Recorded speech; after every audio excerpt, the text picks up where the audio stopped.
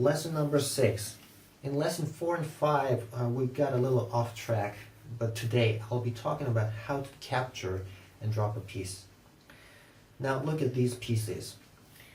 You've learned how the pieces move, but what happens when they're blocked by one of your own pieces? For example, can this pawn move to there?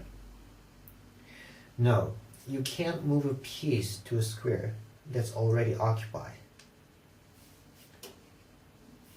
So in the same way, this gold cannot move to these squares. It can only move to these squares. Okay? How about ranging pieces? Ranging pieces mean rook, bishop, and lance. This lance can move to here and here, but can't move to this square. How about these squares? No, it can't. It can't go over other pieces. So this bishop can only move to these squares. So how about a knight? Can it move to here or here? Well, yes, it can. A knight can leap over other pieces. So it's same as the knight in Western chess. Now, what if these pieces were your opponent's pieces?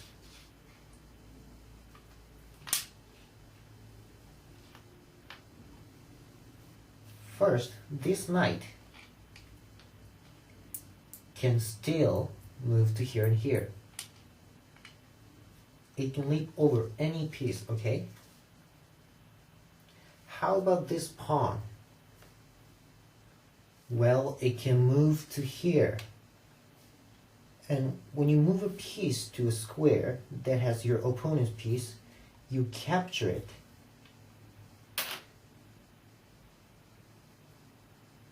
And put it on here.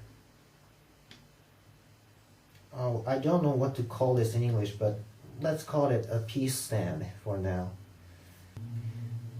And when the piece is on the piece stand, we say you have this piece in hand. When you capture a piece, some of you might go like this, or this. But it's not the right way to do it. The right way is to you pick up the piece to be captured gently, as if you're telling your opponent, I'm going to move one of my pieces to there, and put it on the stand, and then move your piece to that square. Now this gold can also move to here and here, right? Now when the opponent's piece you want to capture is promoted, you flip it over and put it on the stand with its unpromoted side up.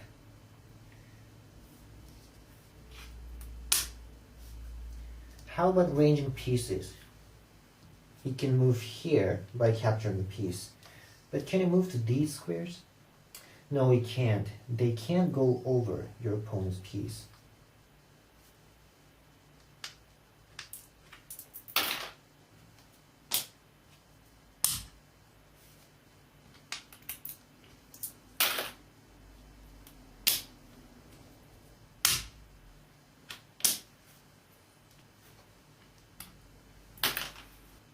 It's not against the rule to put them with their promoted side up or in arbitrary orientations, but usually we put them in order like this, so that your opponent can easily see what pieces you have in hand. Okay, now I will show you how to replay these pieces. When it's your turn to play, You can choose to replay your piece in hand instead of moving your piece that is on the board. To do this, you pick up a piece from the stand and place it on any vacant square. You can put it even in your opponent's camp. But remember, always the unpromoted side up. Even if it was promoted when you captured, you have to put it with its unpromoted side up. This procedure to replay your piece in hand is called to drop a piece. After you drop a piece, it will be your opponent's turn to play. Now I have to tell you there are 3 restrictions when you drop a piece. First one is what I've already told you in lesson number 3. You cannot create a piece that has no possible screw to go. So this, and this, and this, and this. They are illegal drops. Well, this is okay, because once this moves, you can move it to here. Other 2 restrictions concern when you drop a pawn. One restriction is called mate with a dropped pawn, and the other is 2 pawns in a file. I'll explain these 2 in later lesson. I want to talk about check and checkmate before that. And one more thing. Traditionally, the piece stand is always put on your right. I think it's because most Japanese people are right-handed. And it's a tradition that even a left-handed player plays with the stand on the right. It must be a little inconvenient for them, but when I see left-handed professional players playing on TV, like Nobuyuki Ouchi, Kenji Kobayashi, and Toshiaki Kubo, so on, it looks so brilliant, the way they move their hands from left to the right and right to left over the board. So I suggest you play with it on the right, even if you're left-handed. That's all for today.